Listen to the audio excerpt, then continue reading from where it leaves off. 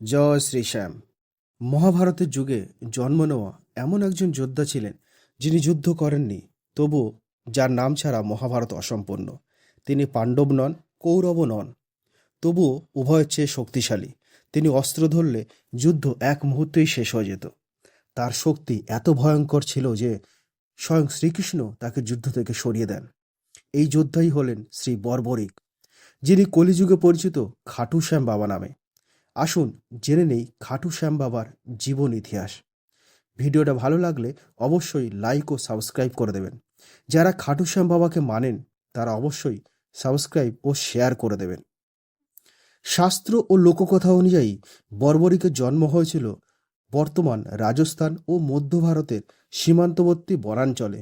অনেকে বলেন মধ্যপ্রদেশের জঙ্গলে, আবার কেউ বলেন ছত্তিশগড় সংলগ্ন অঞ্চলে। আবার লোককথায় বলা হয় তিনি জন্মেছিলেন নাগদের অঞ্চলে। বর্বরিকের পিতা ছিলেন ঘটোৎকচ, যিনি ভীম ও হিড়িম্বার পুত্র ছিলেন। বর্বরিকের মা ছিলেন অহল্যাবতী বা মৌরভী। বর্বরিক শিশুকাল থেকেই অন্যরকম ছিলেন। বিশাল পাথর তুলে ফেলতেন, বন্য পশুকে বশ করতেন, ধনুক ধরতে পারতেন 5 বছর বয়সেই। বর্বরিকের মা বুঝে যান এই সন্তান সাধারণ নয়, এ শিশু হয় ধ্বংস ডেকে আনবে, না হয় ভগবানের কাজ সম্পন্ন করবে। কিন্তু আশ্চর্যের বিষয়, তিনি কখনো অহংকারী ছিলেন না। তিনি ছিলেন মায়ের প্রতি ভক্ত, গুরুজনের প্রতি শ্রদ্ধাশীল ও দয়ালু হৃদয়ের অধিকারী। মা মৌরভী তাকে শেখান তপস্যা, আত্মসংযম ও শক্তির নিয়ন্ত্রণ। পরে বর্বরিক শিক্ষা নেন ঋষিদের কাছে এবং অবশেষে স্বয়ং ভগবান শিবের শরণে যান।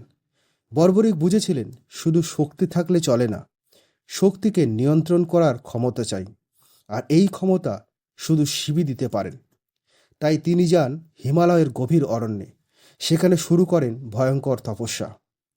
বর্বরিকের কঠোর তপস্যার পর অবশেষে ভগবান শিব প্রসন্ন হন, দর্শন দেন এবং ভগবান শিব বরদান করেন 3টি অলৌকিক বাণ, অপ্রতিরোধ্য শক্তি, অজেয় হওয়ার ক্ষমতা।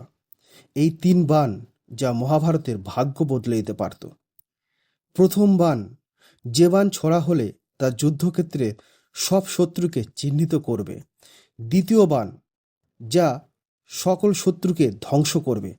তৃতীয় বাণ, যা সব বাণকে আবার ফিরিয়ে আনবে, অর্থাৎ একাই একটি সেনাবাহিনী। শিব আরও বর দেন, যতক্ষণ বর্বরিকের হাতে ধনুক থাকবে ততক্ষণ তাকে পরাজিত করা যাবে না। এ কারণেই বর্বরিক হয়ে ওঠেন অপরাজেয় যোদ্ধা। বর দেওয়ার আগে শিব বলেন, এই শক্তি তোমার অহংকার হলে এই শক্তিই তোমাকে ধ্বংস করবে। বর্বরিক মাথা নত করে বলেন, এই শক্তি আমার নয় প্রভু, আপনার। বর নিয়ে বর্বরিক ফিরে আসেন মাতার কাছে এবং প্রতিজ্ঞা করেন, যুদ্ধে আমি সর্বদা দুর্বল পক্ষের হয়ে যুদ্ধ করব। একদিন বর্বরিক জানতে পারেন কুরুক্ষেত্রে শুরু হতে চলেছে মহাযুদ্ধ। পাণ্ডব বনবাস শেষ করে যুদ্ধে নামছেন।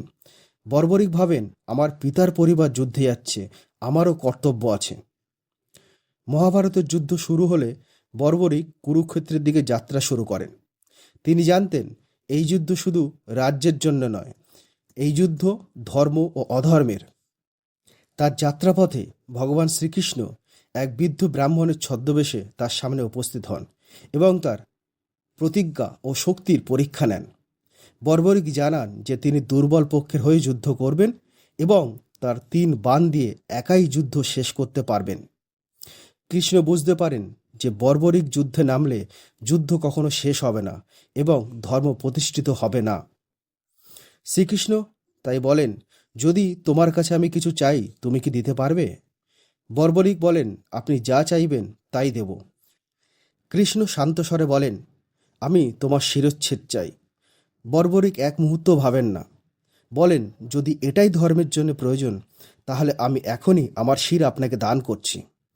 বর্বরিক বলেন, আমার একটি ইচ্ছা আছে, আমি এই যুদ্ধের ফল দেখতে চাই। কৃষ্ণ বলেন, তোমার মস্তক যুদ্ধক্ষেত্রেই থাকবে, তুমি সব দেখবে। এরপর শ্রীকৃষ্ণ তার সুদর্শন চক্র দিয়ে বর্বরিকের শিরচ্ছেদ করেন এবং বর্বরিকের মাথা রাখা হয় একটি উঁচু স্তম্ভের উপরে, যেখান থেকে সে পুরো যুদ্ধক্ষেত্র দেখতে পায়। বর্বরিক মহাযুদ্ধ দেখেন। যুদ্ধ চলাকালীন বর্বরিক দেখেন অধর্মের পতন, অহংকারের ধ্বংস ও ধর্মের বিজয়। তিনি বুঝতে পারেন শক্তি নয়, বুদ্ধি ও ধর্মই বিজয় আনে। মহাযুদ্ধের শেষে শ্রীকৃষ্ণ বর্বরীকের সামনে নিজের দিব্যরূপ প্রকাশ করেন এবং তাকে আশীর্বাদ দেন। কৃষ্ণ বলেন, কলিযুগে বর্বরিক তার নামেই পূজিত হবেন, শ্যাম নামে। এভাবেই বর্বরিক হন শ্রী শ্যাম। কৃষ্ণ বলেন, কলিযুগে মানুষ দুর্বল হবে, ধর্ম ভুলে যাবে। তাই কলিযুগে যারা সত্য ভক্ত হয়ে শ্যামকে ডাকবেন তারা কখনো নিরাশ হবেন না। যুগ পরিবর্তনের সঙ্গে সঙ্গে বর্বরিকের মস্তক কুরুক্ষেত্র থেকে লুপ্ত হয়ে যায়। বহু বছর পরে রাজস্থানের খাটু গ্রামে সেই পবিত্র শির পুনরায় আবির্ভূত হয় এবং তৈরি হয় খাটু শ্যাম মন্দির। পরে মহারাজা রূপ সিং চৌহান স্বপ্নাদেশ পেয়ে বর্তমান মন্দির নির্মাণ করেন। সেই থেকেই রাজস্থানের খাটু গ্রামে আছে এই খাটু শ্যাম মন্দির। এই মন্দিরের পাশে আছে দুটি পবিত্র কুণ্ড, শ্যামকুণ্ড ও গৌরীকুণ্ড। ভক্তরা এখানে স্নান করেন এবং লোককথা অনুযায়ী এখানে স্নান করলে সমস্ত পাপ ধুয়ে যায় এবং মনস্কামনা পূর্ণ হয়। প্রতি বছর ফাল্গুন মাসে হয় শ্যামযাত্রা, যখন লক্ষ লক্ষ ভক্ত পায়ে হেঁটে এখানে বাবাকে দেখতে এবং পুজো দিতে আসেন। যখন মানুষ একেবারে হেরে যায়, যখন আর কিছু চাওয়ার শক্তিও থাকে না, তখন শুধু একটাই নাম নিজে থেকে, হৃদয় থেকে বেরিয়ে আসে, শ্যাম। মানুষ যখন হেরে যায় ঠিক তখনই ভক্তরা শেষ ভরসা হিসেবে খাটু শ্যামজিকেই ডাকেন। বিশ্বাস করা হয় যে ব্যক্তি সম্পূর্ণ ভরসা নিয়ে শ্যাম বাবার শরণ নেয় তিনি তাকে কখনোই নিরাশ করেন না। আর তাই তিনি হরে কা সাহারা, বাবা শ্যাম হামারা। জয় শ্রী শ্যাম, জয় খাটু শ্যাম বাবা।